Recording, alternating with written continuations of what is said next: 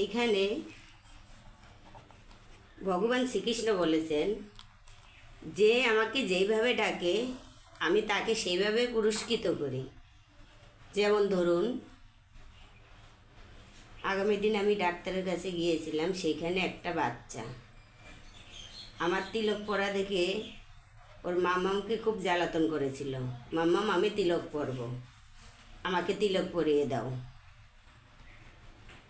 তখন ওর মাম্মাম বলছে হ্যাঁ বাবা আমি তিলক পরে দিচ্ছি। এখন কথা হলো হসপিটালে আমি তিলক কোথায় পাবো? এর জন্যই বাচ্চাটাকে আমি তিলক পরাতে পারিনি, এর জন্য আমি খুব দুঃখিত। কথা হলো ওই বাচ্চাটার বয়স হচ্ছে 3 বছর, সে তিলক পরার জন্য ওর মামামকে যেভাবে বায়না করেছে, আমরা কিন্তু বড় মানুষটা তিলক পরতেই চাই না, কেননা ভাবি যে তিলক পরলে হয়তো আমাদের কপালটা নষ্ট হবে। কিন্তু এখানে ভগবান শ্রীকৃষ্ণ বলেছেন যে তিলক পরে ত্রিদেব তার সঙ্গে থাকে।